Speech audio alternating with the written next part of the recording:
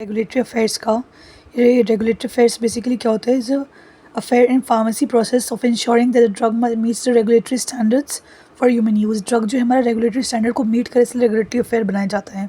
ये क्या होता है, प्रोफेशनल्स होते हैं जो रिस्पॉन्सिबल होते हैं ensuring the manufacturing compliance with the application. ठीक है, it is basically includes the research development, clinical trials, regulatory submission, manufacturing, marketing and distribution, post marketing surveillance भी इसके अंदर होती है। ठीक है, अब हमारा एक और टॉपिक है, next topic is marketing authorization application which is MAA, marketing authorization application है। बेसिकली ये जो ड्रग के बारे में जो भी इंफॉर्मेशन एप्लीकेशन है, जो मैन्युफैक्चर क्या करता है, रेगुलेटरी बॉडी को इट सबमिट्स दिस MAA। ठीक है, it is classified into 3 groups: API, generic products, C is variation to existing some marketing authorization, variation to the existing marketing authorization।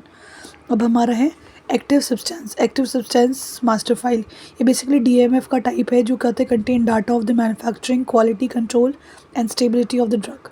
It is known as European drug master file. अब हमारा एक और topic है international council of harmonization. It is basically harmonize the organization regulatory and pharmaceutical industry, launched in 1990s। It is by US, Europe and Japan. तो international council of harmonisation क्या करते हैं, harmonise करता है between the regulatory authorities and the pharmaceutical industry, और it is launch 1990 by the European, US and Japan, ensures the safety efficacy of the drug and medicine. हम पढ़ेंगे orange book. Orange book basically contain the API and pharmaceutical formulations. इसमें क्या होता है, all जो भी drugs होते हैं US FDA पर अप्रूव होती है वो, it is known as drug product and therapeutic equivalent. ठीक है, ये ऑल्सो नोन कहता है approved drug product with therapeutic equivalence.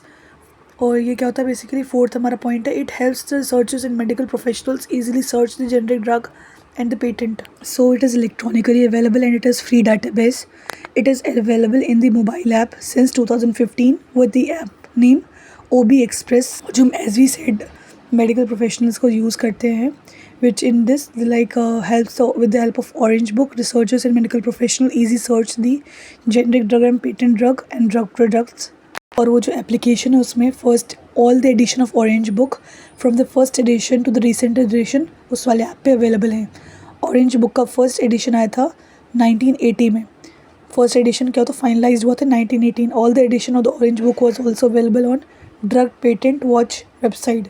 तो ऑरेंज बुक का यूज़ किया basically with the help of this book we can easily search drug application date, approval date, listed for list of related patent and validity of the patent of the drug. हम ये भी check कर सकते हैं। अब content और basically और क्या कहते हैं, we can take the information about the brand name of the drug and its approval compare with the generic drug. We can take the information of the drug before marketing. Orange Book में हम लोग उसका information भी drug का पता लगा सकते हैं, जो मार्केटिंग जिसकी स्टार्ट भी नहीं हुई तो उनका भी हम लोग ऑरेंज बुक के थ्रू पता लगा सकते हैं। अब हम पढ़ेंगे content of the Orange book. इसको 4 पार्ट में डिवाइड किया गया। फर्स्ट जो पार्ट है वो बेसिकली इसका जो फुल फॉर्म है वही है, क्या है इसके, approved prescription drug product with therapeutic equivalence evaluation. और इसका क्या है, approved drug product with therapeutic evaluation, equivalent evaluation. तो अप्रूव्ड के बाद हमारा प्रिस्क्रिप्शन बस आ गया, approved prescription drug product with therapeutic equivalence evaluation.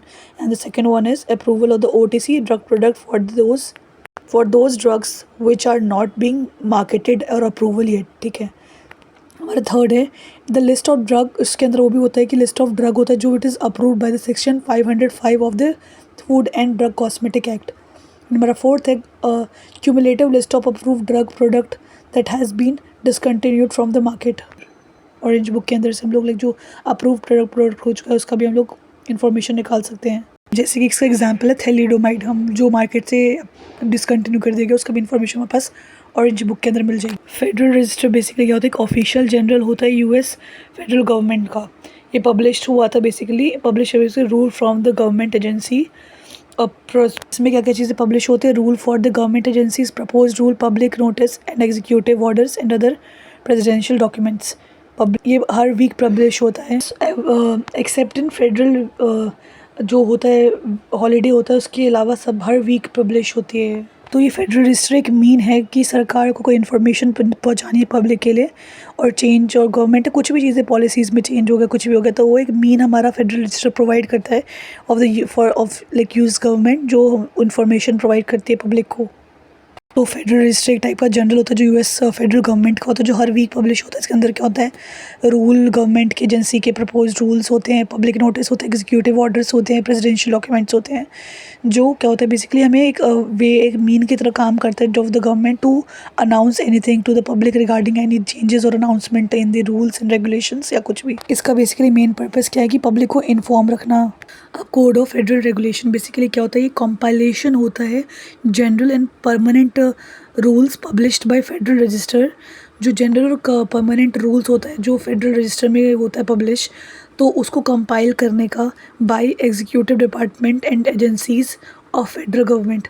तो एग्जीक्यूटिव डिपार्टमेंट और फिर agency of the federal government कहते कंपाइल करते हैं general rules and permanent rules, तो इसी का कहते हैं code of federal regulation. Code of federal regulation basically 50 titles में डिवाइडेड है, और each title is being further divided into chapters में डिवाइड किया गया है, और ईच चैप्टर्स इज सब डिवाइडेड इनटू सब पार्ट्स। और इसका फर्स्ट एडिशन 1938 में लॉन्च हुआ था। Title of CFR is being updated each year, और इसका हर colour of each set of the volume, हर इसका सेट का वॉल्यूम का जो कलर होता है हर ईयर चेंज होता है। और इसका टाइटल लगा था 1 to 16 updated in January 1, 17 to 27 updated in April 2, और फिर क्या होता है जनवरी, फरवरी, मार्च, अप्रैल आ गया। 2 महीनों को छोड़ के अप्रैल, मई, जून छोड़ दिया 2 महीने, फिर जुलाई आ गया। जुलाई के 2 महीने छोड़ने के बाद फिर अगस्त, सितंबर, फिर अक्टूबर, तो 2 महीने छोड़ने के बाद हम लोग को ये पब्लिश करना है। तो 1 to 16, 16 to 27, 29 to 41, 40 to 50, तो ये हमारे टाइटल्स के हैं।